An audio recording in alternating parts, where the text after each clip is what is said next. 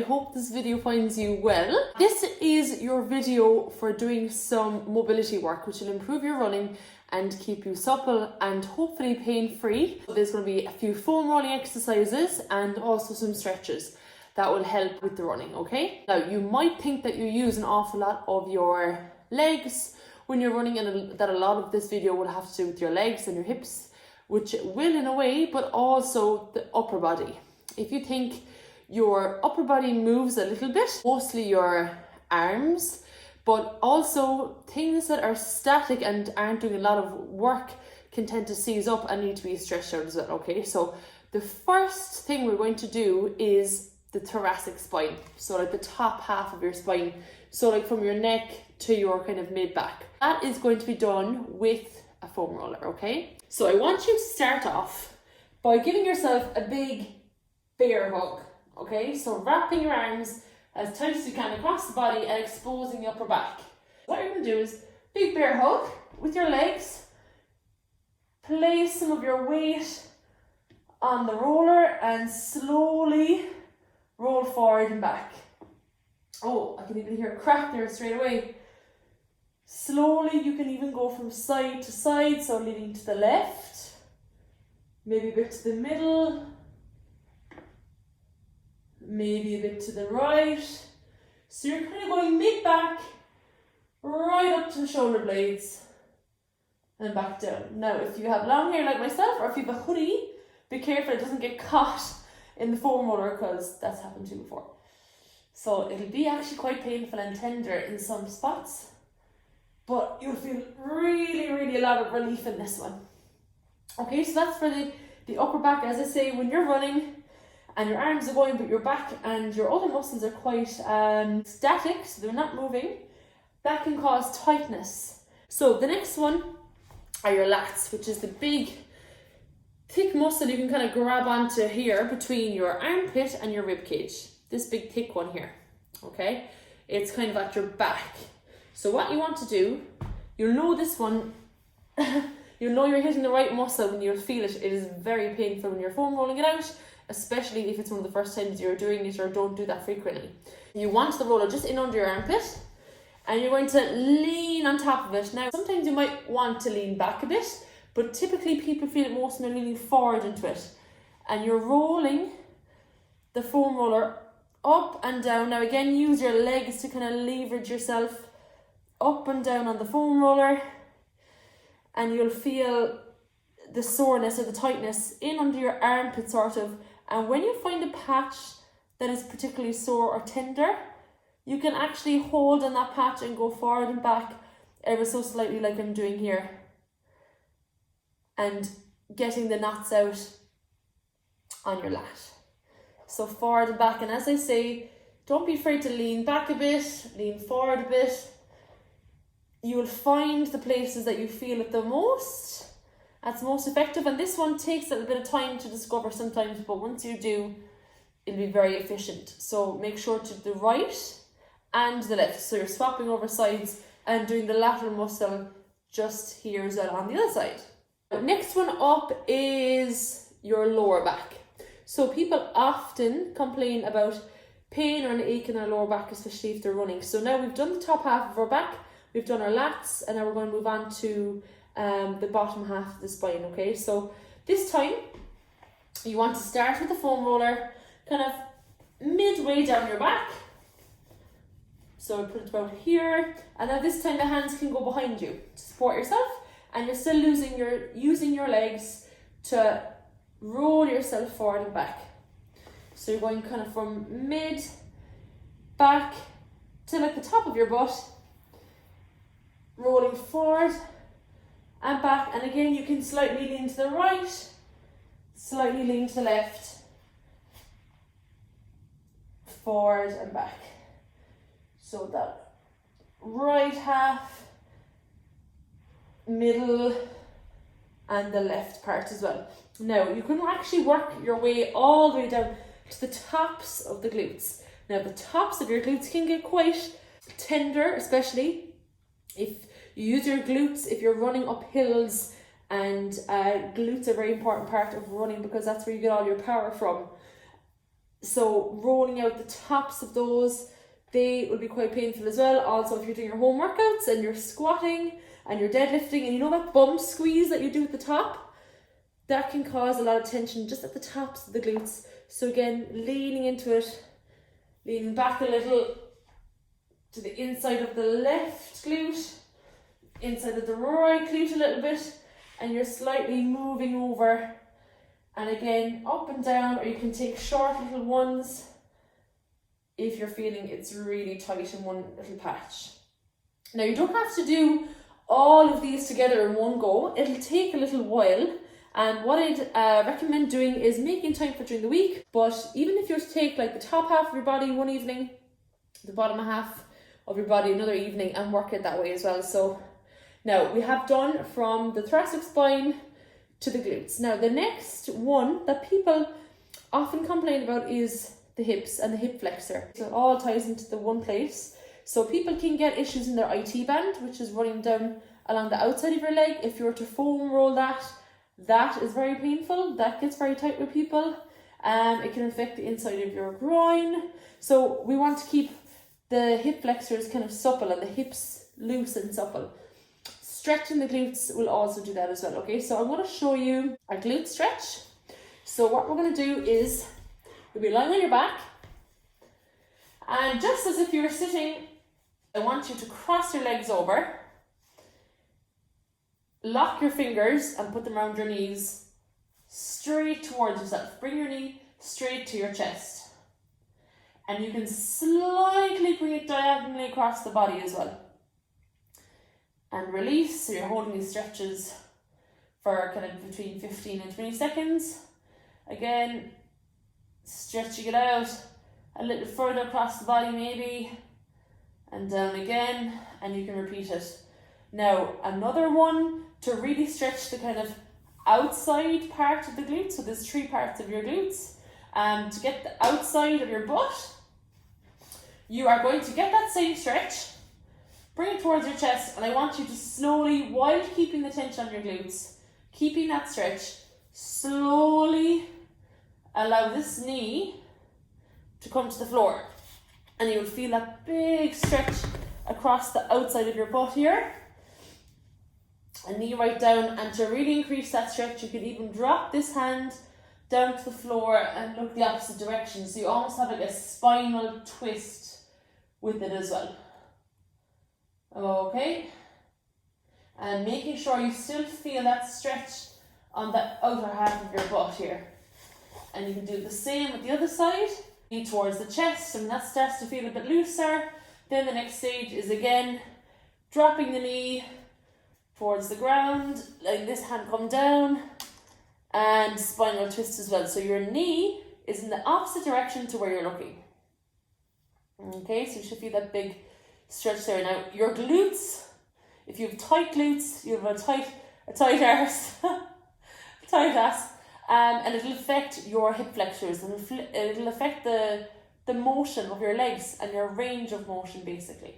Okay, now hip flexors are the next one, the muscles that are running in here by your hips. Okay, so to execute this hip flexor stretch, you're going to start off with one knee in front and one knee on the ground behind you. Okay, now the knee that's on the ground, I'll just switch so you can see.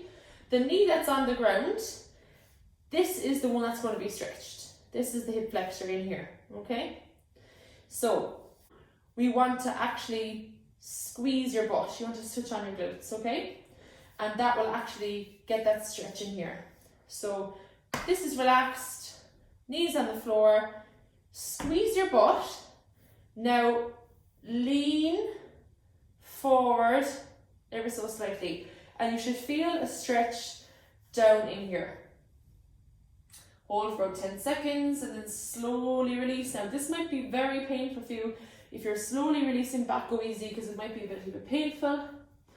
And again, squeeze your butt cheek, leaning forward. Now to deepen this stretch, what we're going to do is we're going to get this hand, same leg, same hand, put it behind your head, so you're reaching back, and ever so slightly lifting the elbow up towards the ceiling. So you're just basically putting your hand behind your head, just like this, and lifting that elbow up towards the ceiling while you're doing your stretch. So it'll open up that stretch a little bit more and increase that range of motion. So squeezing your butt, leaning forward, hand behind the head, so your elbows pointing towards the ceiling and leaning back ever so slightly. And you'll do that on the right and on the left. It happens in a yoga flow quite a lot where you'll actually bring this knee, say with your right knee, up on your toes to start off with, and bring that right knee in under near your chest.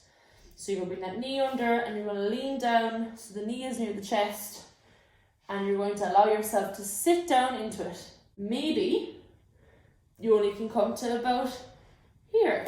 Maybe that's quite of a stretch for you, but that's okay. Just go where it's comfortable for you. Stretch it out a little, take a little break. Stretch it out a little, take a break. And you'll find that you could possibly go from being here right down to being here over a few weeks. Now, when you feel that stretch and you feel like you're getting a good stretch on there, but you feel like you go a little bit more, what you can do is, with the same hand on the same side of the knee that you're using, support yourself. Bring the other hand in under and allow your ear to touch the floor. You see the way you're coming right down now, so there'll be a huge stretch in your butt. Then you can bring this hand and put it behind your back and allowing your ear to touch the floor. So that is quite a deep stretch. That is quite comfortable for me because I do it a lot. But if you don't do it, it would seem like a big stretch. Now to get back out of it, which is the hard one, take this hand, put it on the floor, support yourself, push yourself up out of the stretch and bring the hand back to the beginning again. And you're doing it with the very same on the other side, knee in under you. Allow your body, now what you want is you want your hips to be square. You don't want to be jacking up on any side. You want your hips to be square, coming right down, and you want to feel that big stretch in your butt here.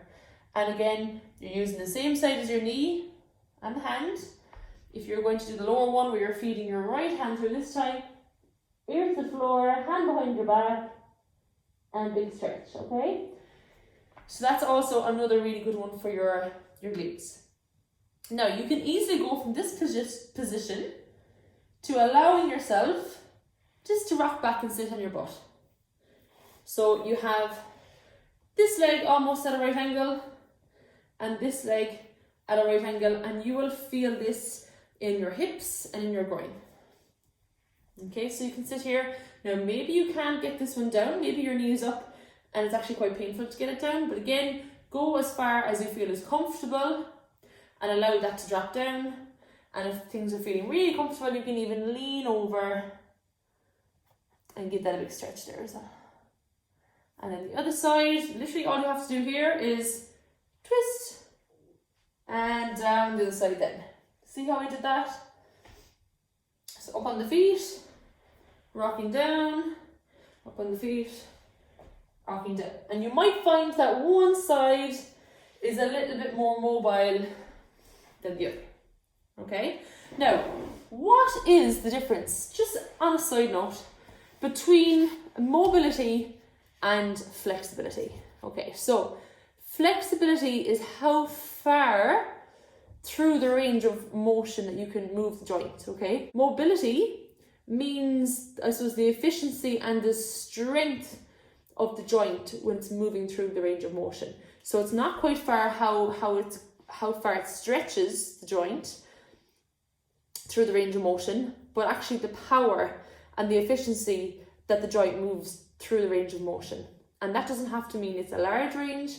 As I said, with your hips going forward, back, it's not a big range of motion, how far a distance is moving. Or, like say your arms, this would be a bigger range of motion because your arms can twist right around, whereas your hips are going, it's a shorter range of motion. So you'll often find that these can stay quite short sometimes, the hip flexors. So you kind of want to stretch them out a little bit. I would say one of the most important ones are your calves. And if your calves are quite tight, it can cause a lot of other issues, such as your Achilles, which is this part here at the back of your heel, It can affect plantar fasciitis. This is one of the reasons why my foot was sore, because basically I wasn't giving my calves enough attention.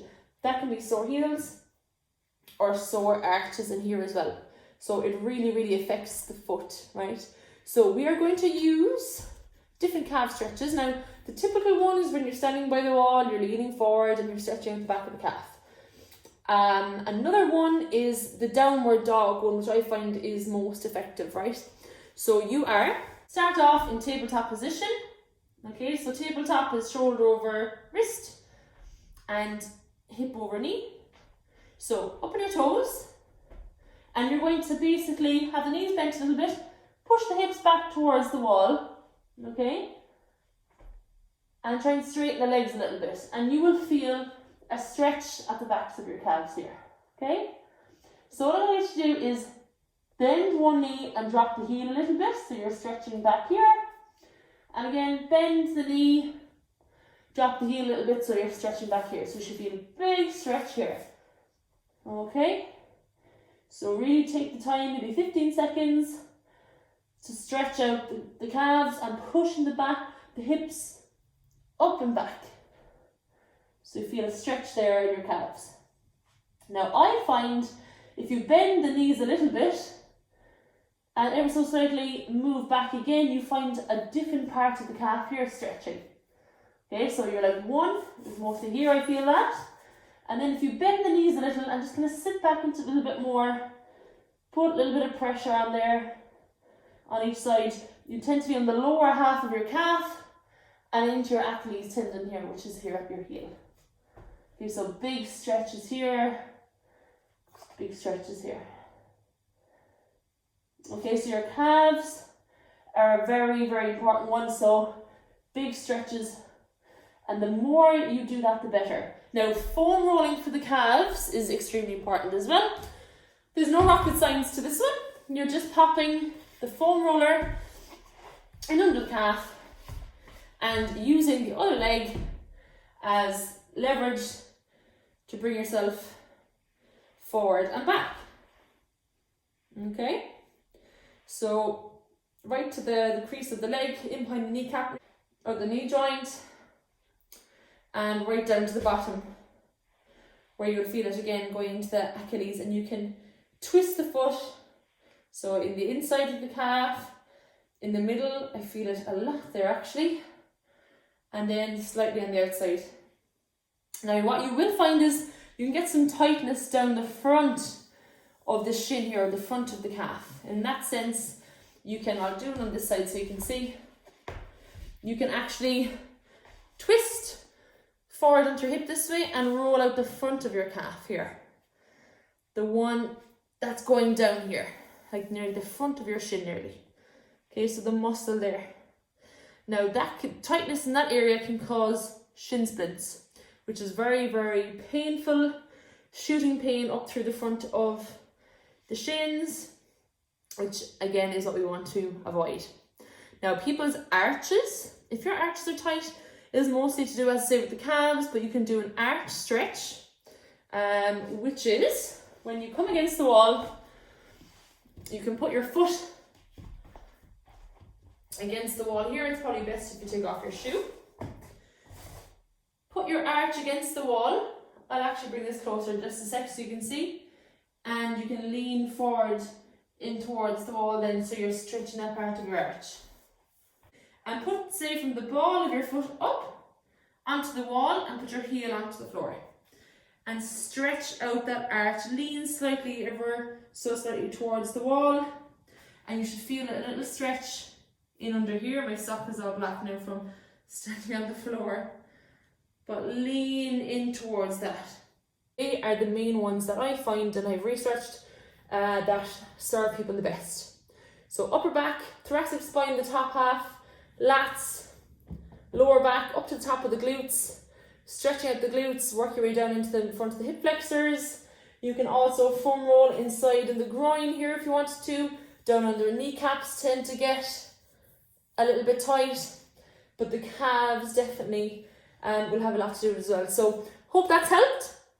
If you have any injury specific stuff that you want me to suggest things for, go for it, shoot. But if you were to practice these with your foam rolling and your stretching regularly, maybe twice a week, that should really, really help and be a game changer for you. So hope that's been valuable to you, and we'll talk to you all soon.